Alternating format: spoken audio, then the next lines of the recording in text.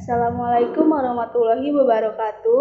Perkenalkan, nama saya Widya Syaputri dari Fakultas Ekonomi dan Bisnis jurusan Manajemen, mahasiswa dari Universitas Asa Unggul Citaraya. Tujuan saya membuat video ini untuk memenuhi nilai UAS mata kuliah Bahasa Indonesia. Maka dari itu, saya akan menjelaskan atau mempresentasikan tentang kalimat efektif. Apa itu kalimat efektif? Kalimat efektif adalah kalimat yang secara tepat dapat mewakili gagasan atau perasaan pembicara atau penulis. Sanggup menimbulkan gagasan yang tepatnya dalam pikiran pendengar atau pembaca, seperti yang dipikirkan oleh pembicara atau penulis. Maka dari itu, kalimat efektif harus mampu menciptakan kesepahaman dan mampu mewakili ide yang ada dalam benak penulis, pembaca, pembicara, dan pendengar. Oleh karena itu, kalimat efektif harus disusun secara sadar untuk mencapai daya informasi yang diinginkan penulis terhadap pembacanya. Jika hal ini dapat tercapai, pembaca akan tertarik pada apa yang dibicarakan dan tergerak hatinya oleh apa yang disampaikan itu. Selain pengertian kalimat efektif mempunyai struktur kalimat. Apa sih struktur kalimat efektif? Struktur kalimat efektif diantaranya 1. Subjek. Subjek adalah bagian kalimat yang menunjukkan pelaku, tokoh, sosok, sesuatu hal, suatu masalah yang menjadi pangkal atau pokok pembicaraan. Subjek biasanya diisi oleh jenis kata atau frasa benda, nominal, klausa, atau frasa verbal. Akan tetapi, pada keadaan tertentu, kategori atau jenis kata lainnya juga dapat menduduki fungsi subjek. Struktur kalimat yang kedua yaitu predikat. Predikat adalah bagian kalimat yang memberitahu untuk melakukan atau tindakan apa atau dalam keadaan bagaimana subjek, pelaku atau tokoh atau benda di dalam suatu kalimat. Selain memberitahu tindakan atau perbuatan subjek, predikat dapat pula menyatakan sifat, situasi, status, ciri atau jati diri si subjek tersebut. Juga sebagai predikat dalam kalimat adalah pernyataan tentang jumlah sesuatu yang dimiliki oleh subjek. Contoh dari predikat yaitu kuda meringkik, ibu sedang tidur siang, putrinya cantik jelita. Struktur kalimat yang ketiga yaitu objek. Adalah bagian kalimat yang melengkapi predikat. Objek pada umumnya diisi oleh nomina, frasa nominal, atau klausa. Letak objek selalu di belakang predikat yang berupa verba transitif, yaitu verba yang menurut wajib hadirnya objek. Struktur kalimat yang keempat yaitu pelengkap atau komplement. Pelengkap atau komplement adalah bagian kalimat yang melengkapi predikat. Letak pelengkap umumnya di belakang predikat yang berupa verba. Posisi seperti itu juga ditempati oleh objek dan jenis kata yang mengisi pelengkap dan objek juga sama, yaitu dapat berupa nomina, frasa, frasa nominal, atau klausa.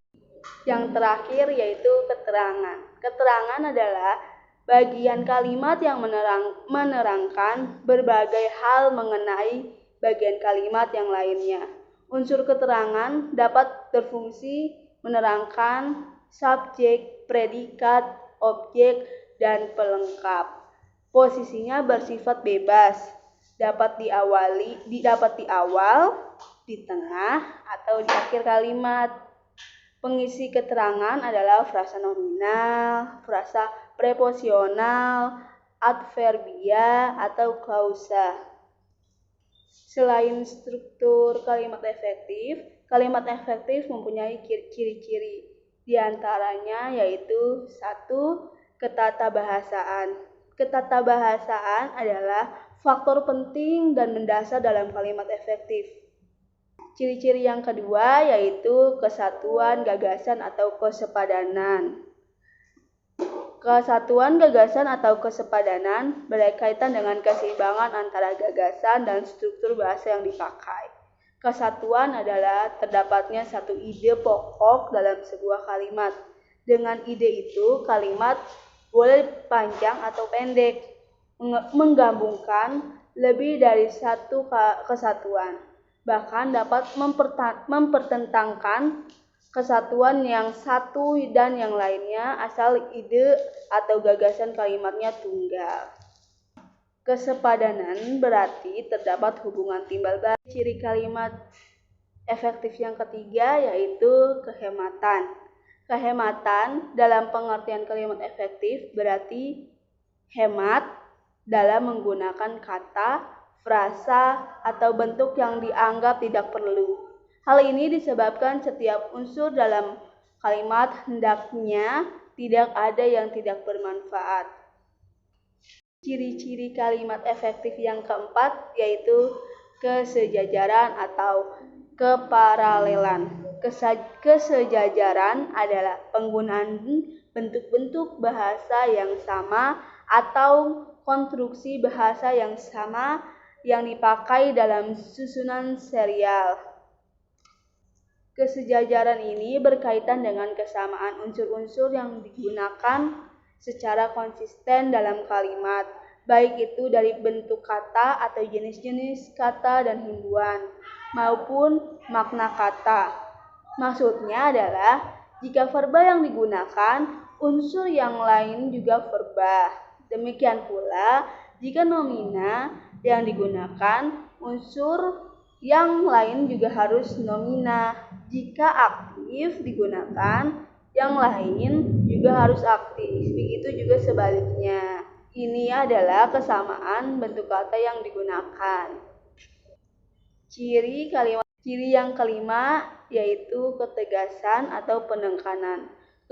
Ketegasan atau penekanan dalam kalimat efektif adalah penonjolan ide pokok, misalnya dalam pengulangan kata atau repetisi dan penggunaan partikel penekanan.